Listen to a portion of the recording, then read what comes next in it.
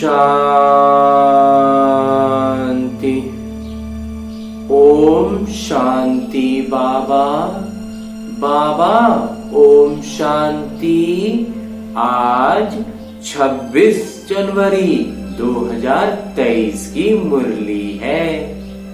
सद्गुरुवार की मुरली है।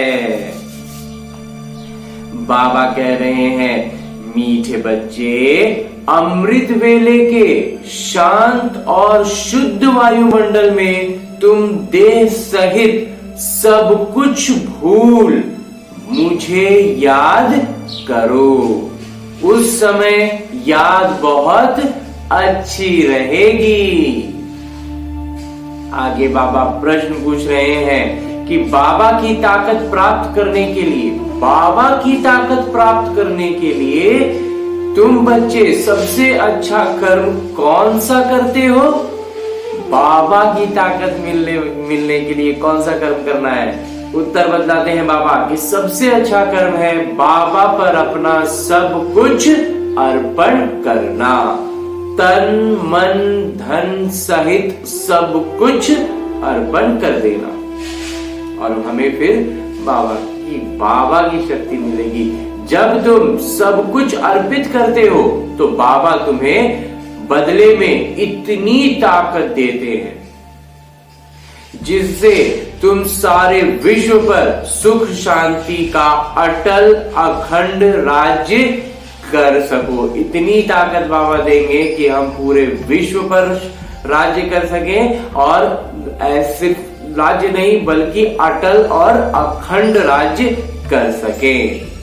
आज बाबा एक और प्रश्न पूछ रहे हैं कि बाबा ने कौन सी सेवा को सिखलाई है जो कोई मनुष्य नहीं सिखला सकता। कोई मनुष्य जो सेवा नहीं सिखला सकता, वो कौन सी सेवा है जो बाबा सिखलाते हैं? वो है रूहानी सेवा। तुम आत्माओं को विकारों की बीमारी से छुड़ाने के लिए ज्ञान का इंजेक्शन लगाते हो। तुम हो रूहानी समाज सेवी। मनुष्य जिस्मानी सेवा करते हैं, लेकिन ज्ञान इंजेक्शन देकर आत्मा को जागती ज्योति नहीं बना सकते। आत्मा की जागृति सिर्फ बाबा ही कराते हैं। यह सेवा बाबा ही बच्चों को सिखलाते हैं। ओम शांति। भगवान वाच, ये तो समझाया गया है कि मनुष्य को भगवान कभी भी नहीं कहा जा सकता। ये है मनुष्य सृष्टि और ब्रह्मा विष्णु शंकर है सूक्ष्म वतन में। तो शिव बाबा है आत्माओं के अविनाशी पिता। विनाशी शरीर के पिता तो विनाशी है। इस शरीर को जिन्होंने जन्म दिया, ये शरीर भी विनाशी, वो भी विनाशी। तो ये तो सब जानते हैं। पूछा जाता है कि तुम्हारे इस विनाशी शरीर के पिता कौन है? अब पूछना है आत्मा के पिता कौन है? आत्मा जानती है वह परम धाम में रहते हैं। आत्मा के जो पिता है वो परम धाम में रहते हैं। अभी तुम बच्चों को देह अभिमानी किसने बनाया?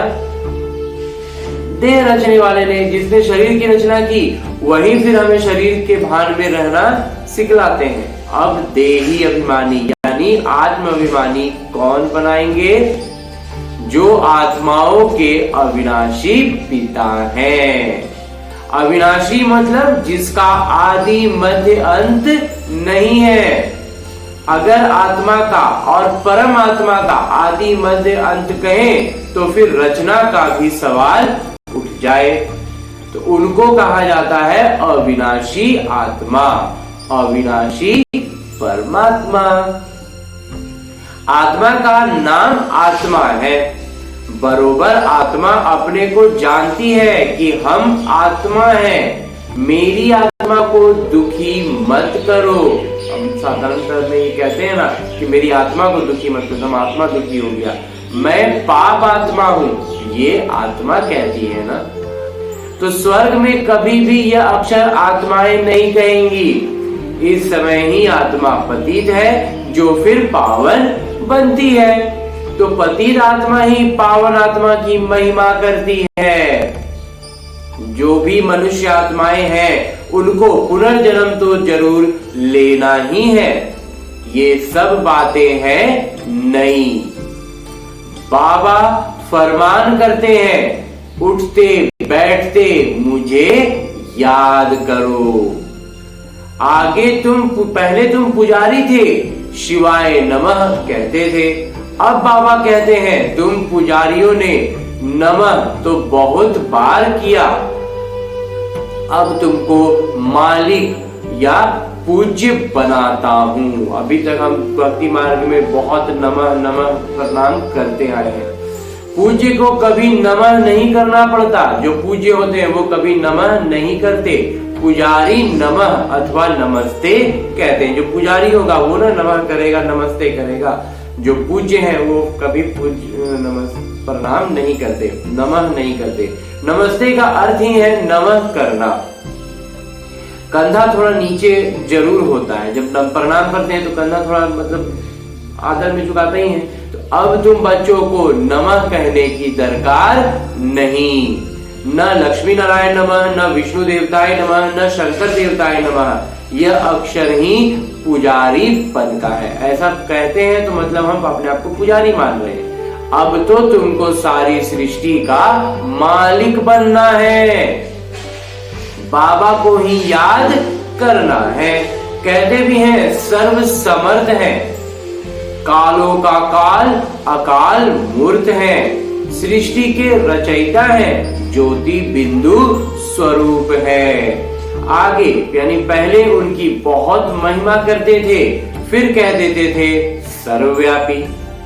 कुत्ते बिल्ली में भी तो सभी महिमा खत्म हो जाती है। सर्वव्यापी कह देंगे, कुत्ते बिल्ली में कह देंगे तो फिर महिमा ही खत्म हो जाती है। इस समय के सब मनुष्य ही पाप आत्माएं हैं तो फिर जानवरों की क्या महिमा होगी। जब मनुष्य आत्माएं ही पाप आत्मा हो गई हैं तो फिर जानवरों की क्या महिमा होगी। मनुष्य की ही सारी बात है। आत्मा कहती है मैं आत्मा हूं और ये मेरा शरीर है। जैसे आत्मा बिंदु है वैसे परम पिता परमात्मा भी बिंदु है। वो भी कहते हैं कि मैं पतितों को पावन बनाने साधारण तन में आता हूं। आकर के बच्चों का आज्ञाकारी सेवक बन सब सेवा करता हूं। मैं रूहानी समाज सेवी हूं। तुम बच्चों को भी रूहानी सेवा करना सिखलाता हूं। खुद बाबा करके हमें करना सिखलाते हैं। और बाबा के अलावा जो भी हैं वो सब जिस्मानी हद की सेवा करना सिखलाते हैं, शरीर से ही सेवा करना सिखलाते हैं। तुम्हारी है रूहानी सेवा। तब कहा जाता है ज्ञान अंजन सतगुरु दिया। सच्चा सतगुरु वह एक ही है, वो अथॉरिटी है, सर्वोच्च सत्ता है। सभी आत्माओं को आकर इंजेक्शन लगाते हैं। आत्माओं में ही विकारों की बीमारी है। ये ज्ञान का इंजेक्शन और कोई के पास होता नहीं। पतित आत्मा बनी है न कि शरीर। आत्मा पतित बनती है, शरीर तो बस उसका तो अपना अलग ही रोल है। तो जिसको इंजेक्शन लगाए तो इंजेक्शन फिर आत्मा को ही लगाना होगा ना। तो 5 विकारों की कड़ी बीमारी है। इसके लिए इंजेक्शन ज्ञान सागर बाबा के सिवाय कोई के पास नहीं है। बाबा आकर आत्माओं से बात करते हैं कि हे आत्माएं, तुम जागती ज्योति थी, फिर माया ने परछाई डाली। डालते डालते तुमको धुंधकारी बुद्धि बना दिया है। बाकी कोई युधिष्ठिर व धृतराष्ट्र की बात नहीं। ये सभी आत्मा के विभिन्न विभिन्न स्तर हैं, समझने का एक पहलू है। बाकी बात है सिर्फ रावण की। रावण एक मतलब परमात्मा के विपरीत का एक चरित्र है, या जो भी कहें वो एक रावण है। बाकी जितने भी चरित्र, जितने भी कैरेक्टर्स हम युधिष्ठिर, धृतराष्ट्र और इस तरह के जितना भी देखते हैं वो सब आत्मा के विभिन्न विभिन्न अवस्थाओं का वर्णन है। बाबा कहते हैं मैं आता ही हूं साधारण रीति, मेरे को बिरला ही कोई जान सकते हैं। शिव जयंती अलग है, कृष्ण जयंती अलग है। तो परम पिता परमात्मा शिव को श्री कृष्ण से मिला नहीं सकते, वह निराकार और ये साकार। बाबा कहते हैं मैं हूं निराकार, मेरी महिमा भी गाते हैं कि हे पतित पावन, आकर इस भारत को फिर से सतयुगी दैवी राजस्थान बनाइए। कोई समय दैवी राजस्थान था, अब नहीं है, फिर कौन स्थापन करेंगे? परम पिता परमात्मा ही, परम पिता परमात्मा ही ब्रह्मा द्वारा नई दुनिया स्थापन करते हैं। अभी है पतित प्रजा का प्रजा पर राज्य, प्रजा में ही जो अधिपति है वो प्रजा पर ही राज्य कर रहा है। इनका नाम ही है कब्रिस्तान। माया ने खत्म कर दिया है पूरी तरह से, एक तरह से मतलब मर ही गए, इसलिए तो कब्रिस्तान कहा जा रहा है। तो अब तुमको देह सहित देह के सब संबंधियों को भूल मुझ पिता को याद करना है। शरीर निर्वाह अर्थ कर्म भी भल करो, जो कुछ समय मिले तो मुझे याद करने का पुरुषार्थ करो। ये एक ही तुमको युक्ति बताते हैं, बस यही एक सर्वोच्च युक्ति है कि शरीर निर्वाह अर्थ कर्म करने हैं, लेकिन आगे पीछे जितना भी समय है और वो शरीर निर्वाह के लिए जो कार्य कर रहे हैं उसको करते हुए में भी बाबा को याद करते रहना है। सबसे ज्यादा मेरी याद तुमको अमृत वेले रहेगी, उसमें भी बाबा बताते हैं कि अमृत वेले सबसे ज्यादा याद रहेगी, क्योंकि वह शांत शुद्ध समय होता है। उस समय ना चोर चोरी करते, ना कोई पाप करते, ना कोई विकार में जाते। सोने के समय सब शुरू करते हैं, जब सोने का समय शुरू होता है तो उस समय सारे विकार के काम होते हैं। उसको कहा जाता है घोर तमो प्रधान रात। अब बाबा कहते हैं कि बच्चे, पास्ट इज पास्ट, जो बीत गई वो बीत गई। भक्ति मार्ग का खेल पूरा हुआ, अब तुमको समझाया जाता है ये तुम्हारा अंतिम जन्म है। यह प्रश्न उठ नहीं सकता कि सृष्टि की वृद्धि कैसे होगी।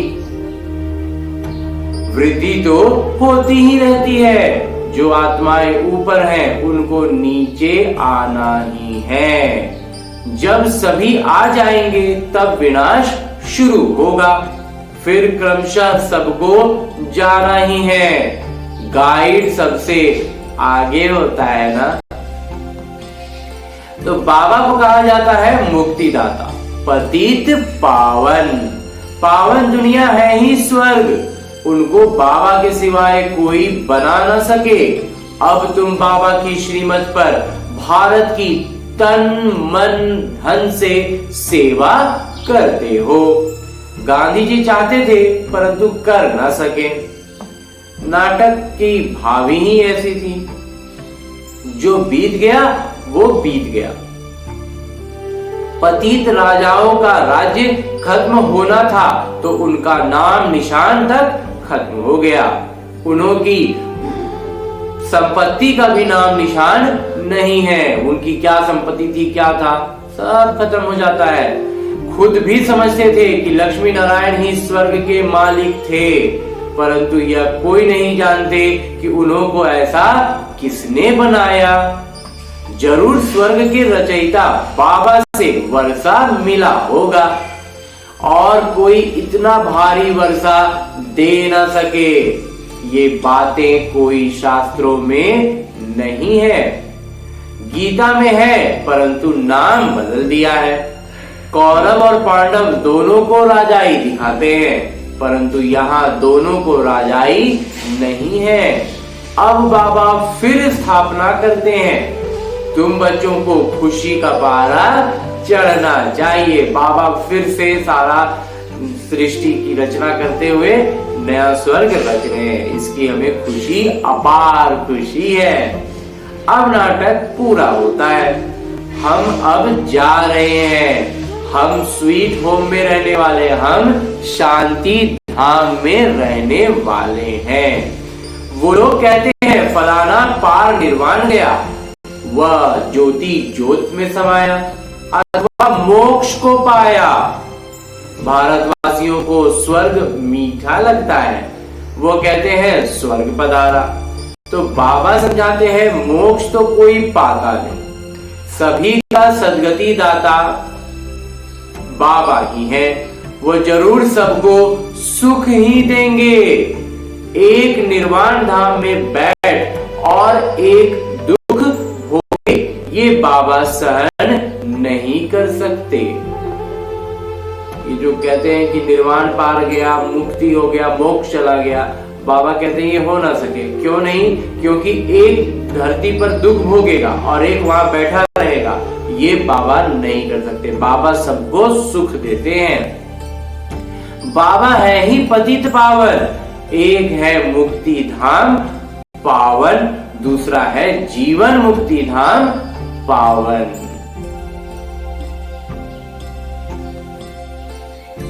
फिर द्वापर के बाद सभी पतित बन जाते हैं, 5 तत्व आदि सब तमो प्रधान बन जाते हैं। फिर बाबा आकर पावन बनाते हैं, फिर वहां पवित्र तत्वों से तुम्हारा शरीर गोरा बनता है, प्राकृतिक सौंदर्य होता है, उसमें कशिश रहती है।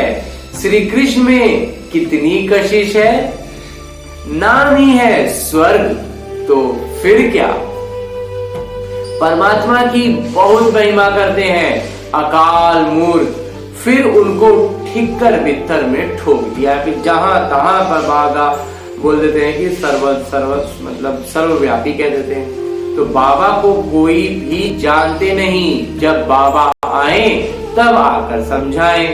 लौकिक पिता भी जब बच्चे रचे तब तो बाबा की बायोग्राफी का उनको पता पड़े। बाबा के बगैर बच्चों को बाबा की बायोग्राफी का पता कैसे पड़े, बाबा के बारे में कैसे जानेंगे? बाबा ही तो बताएंगे ना। अब बाबा के बारे में जानते नहीं है तो जो समझ में आया, जैसे समझ में आया, रावण ने बुद्धि में अपना कचरा डाल दिया, उसके हिसाब से समझ लिए, निष्कर्ष निकाल दिया। तो बाबा कहते हैं बाबा के बगैर बच्चों को बाबा की बायोग्राफी का पता कैसे पड़े। अब बाबा कहते हैं लक्ष्मी नारायण को वरना है तो मेहनत करनी पड़े। जबरदस्त मंजिल है, पूरे विश्व की बादशाही दे रहे बाबा, तो थोड़ी तो बहुत भारी आमदनी है, तो मेहनत तो करना ही पड़ेगा। तो सतयुग में पवित्र प्रवृत्ति मार्ग था, पवित्र था प्रवृत्ति मार्ग, पवित्र राजस्थान था, सो अब अपवित्र हो गया है। अब नाम है राजस्थान, लेकिन पहले था वो राजस्थान। सब विकारी बन गए हैं, ये है ही आसुरी दुनिया।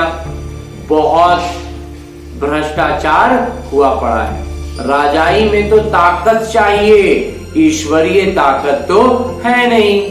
तो प्रजा का प्रजा पर राज्य है। जो दान पुण्य अच्छे कर्म करते हैं उनको राजाई घर में जन्म मिलता है, वह कर्म की ताकत रहती है। अभी तुम तो बहुत ऊंचे कर्म करते हो, तुम अपना सब कुछ तन मन धन शिव बाबा को अर्पण करते हो। तो शिव बाबा का को भी बच्चों के सामने सब कुछ अर्पण करना पड़े। जब हम अपना सर्वस्व बाबा को दे देते हैं तो बाबा भी अपना हमें देते हैं। बाबा के पास जो अथाह अलौकिक संपदा है वो सब बाबा हमें देते हैं। तुम उनसे ताकत धारण कर सुख शांति का अखंड अटल राज्य करते हो। प्रजा में तो कुछ भी ताकत नहीं है। ऐसे नहीं कहेंगे कि धन दान किया तब एमएलए आदि बने, पैसे दिए इसलिए पद मिला, ये नहीं कह सकते है ना। तो धन दान करने से धनवान घर में जन्म मिलता है। अभी तो राजाई कोई है नहीं। अब बाबा तुमको कितनी ताकत देते हैं। तुम कहते हो हम नारायण को वरेंगे, हम मनुष्य से देवता बन रहे हैं। ये है सब नई नई बातें, किसी वेद शास्त्र में पहले कभी ऐसा था ही नहीं। तो नारद की बात अभी की है, रामायण आदि भी अभी के हैं। सतयुग त्रेता में कोई शास्त्र होता नहीं, सभी शास्त्रों का अभी से ताल्लुक है। झाड़ को देखेंगे, मठ पंथ सब बाद में आते हैं। ये सब जितना कुछ भी ये सब बाद का आया हुआ है। मुख्य है ब्राह्मण वर्ण, देवता वर्ण, क्षत्रिय वर्ण। और आगे तो ब्राह्मणों की चोटी मशहूर है, तो ये ब्राह्मण वर्ण सबसे ऊंचा है, जिसका फिर शास्त्रों में वर्णन नहीं है।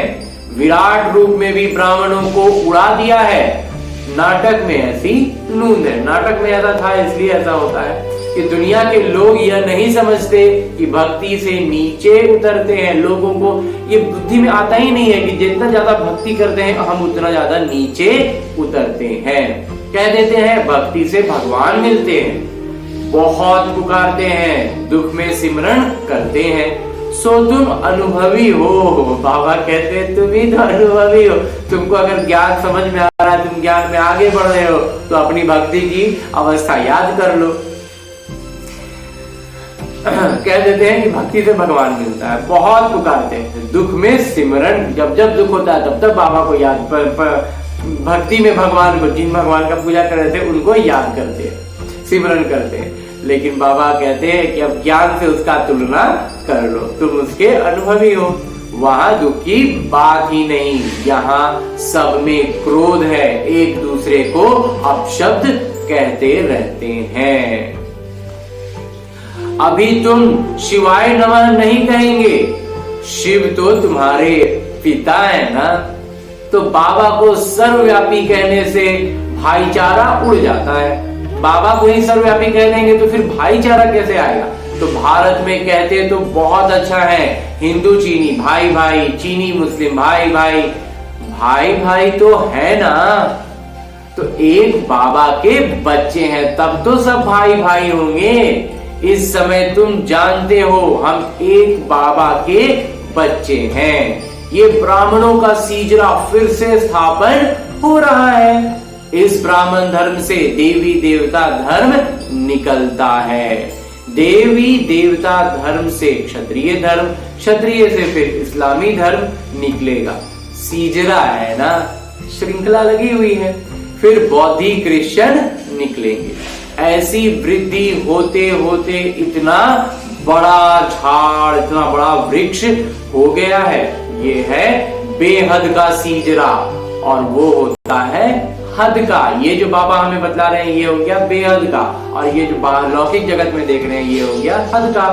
तो यह विस्तार की बातें जिसको धारण नहीं हो सकती उनके लिए बाबा सहज युक्ति बताते हैं कि बाबा और वर्षे को याद करो। जिसको इतना ज्यादा कुछ जानने में, ज्यादा कुछ समझने में जाते हैं, उलझ जाते हैं, तो ज्ञान अभी पूरा पक्का नहीं हुआ है, तो उधर जाना ही नहीं है। अभी फिलहाल बस मुरली सुनते जाना है, लेकिन ज्यादा उधर अन्य किसी भी बात में ज्यादा चिंतन नहीं करना है। सिर्फ बाबा कहते हैं सबसे सरल है, बस बाबा को याद करो तो स्वर्ग में जरूर जाएंगे। बाबा को याद करते रहेंगे तो स्वर्ग में जरूर जाएंगे। बाकी ऊंच पद प्राप्त करना है तो उसके लिए पुरुषार्थ करना होगा, तो और उस पुरुषार्थ करने के लिए ज्ञान को पक्का करना होगा। धीरे धीरे धीरे धीरे मुरली सुनते जाएंगे तो ज्ञान पक्का होता जाएगा। तो ये तो तुम बच्चे जानते हो कि शिव बाबा भी तुमको समझाते हैं, और ये बाबा भी समझाते हैं, मतलब शिव बाबा भी समझाते हैं और ब्रह्मा बाबा भी समझाते हैं। वही हमारी और तुम्हारी बुद्धि में है, जो जो बाबा बताते हैं वही सब हमारी बुद्धि में चलता है। तो भल हम शास्त्र आदि पढ़े हुए हैं, परंतु जानते हैं कि इन सब से कोई भगवान नहीं मिलते। बाबा समझाते हैं मीठे मीठे बच्चे शिव बाबा को और वर्षे को याद करते रहो। बाबा आप बहुत मीठे हो, कमाल है आपकी, ऐसे ऐसी महिमा करनी चाहिए बाबा की। तो तुम बच्चों को ईश्वरीय लॉटरी मिली है, अब मेहनत करनी है ज्ञान और योग की। लॉटरी से हमें बाबा मिल गए हैं, अब हमें योग करना है, ज्ञान लेना है, तो हम पुरुषार्थ अच्छा होगा। इसमें जबरदस्त पुरस्कार मिलता है, तो पुरुषार्थ करना चाहिए ना। अच्छा, मीठे मीठे सिकिलदे बच्चों प्रति माता पिता बाबा का याद प्यार और आशीर्वाद। रूहानी बाबा की रूहानी बच्चों को नमस्ते। हम रूहानी बच्चों की ओर से रूहानी बाबा को, ब्रह्मा बाबा और शिव बाबा को याद प्यार और प्रणाम। धन्यवाद बाबा, धन्यवाद। मुरली के लिए भी धन्यवाद और इस अनूठे अलौकिक ब्राह्मण जीवन के लिए भी बहुत बहुत बहुत धन्यवाद। धारणा है कि अब नाटक पूरा हो रहा है। हम अपने स्वीट होम में जा रहे हैं, अपने शांति धाम। तो इस स्मृति से खुशी का पारा सदा चढ़ा रहे। बस ये बुद्धि में ये बातें आएंगी, अपने आप खुशी का पारा चढ़ जाएगा। पास्ट तो पास्ट, जो बीत गई सो बीत गई कर ऐसा सोचेंगे तो इस अंतिम जन्म में बाबा को पवित्रता की मदद करनी है। ऐसी मन में भावना रखते हुए बाबा को हम अपनी ओर से बाबा को क्या मदद दे सकते हैं? अपनी पवित्रता की मदद। तन मन धन से भारत को स्वर्ग बनाने की सेवा में लगाना, अपना सर्वस्व लगा देना है भारत को स्वर्ग बनाने में। अपना तन, अपना मन और अपना धन। और आगे बाबा वरदान दे रहे हैं। वरदान देते हुए बाबा कहते हैं कि सर्व पुराने खातों को संकल्प और संस्कार रूप से भी समाप्त करने वाले अंतर्मुखी भव। बाबा बच्चों के सभी चौपड़े अब साफ देखना चाहते हैं, मतलब पूरा खाता वही एकदम चुकता। तो थोड़ा भी पुराना खाता अर्थात बाहिर्मुखता का खाता संकल्प व संस्कार रूप में भी रह न जाए। अब इतना तो बाबा संस्कार में है, ये तो थोड़ा सा ऐसा तो हो ही जाता है, थोड़ा सा खाली विचार आया था, सिर्फ संकल्प आया था। बाबा कहते हैं वहां से भी पूरा समाप्त हो जाए। सदा सर्व बंधन मुक्त और योग युक्त, इसी को ही अंतर्मुखी कहा जाता है। इसलिए सेवा खूब करो, लेकिन बाहिर्मुखी से अंतर्मुखी बन करके करनी है। तो अंतर्मुखता की सूरत द्वारा बाबा का नाम बाला करो। बाबा का नाम खूब रोशन करना है। आत्माएं बाबा का बन जाए, आत्मा से आत्मिक रूप से पूरा पूरा बाबा का बन जाए। ऐसी प्रसन्न चित्त बनो और बनाओ। और अंत में स्लोगन है, मुरली का उपदेश है कि अपने परिवर्तन द्वारा संकल्प, बोल और संबंध संपर्क में सफलता प्राप्त करना ही सफलता मूर्त बनना है। अपना परिवर्तन कर लेंगे तो अपने संकल्प में, अपने बोल में और फिर अपने संबंध संपर्क में सफलता प्राप्त होगी। और उसी को बाबा कहते हैं कि सफलता मूर्त बनना है। अच्छा, ओम शांति।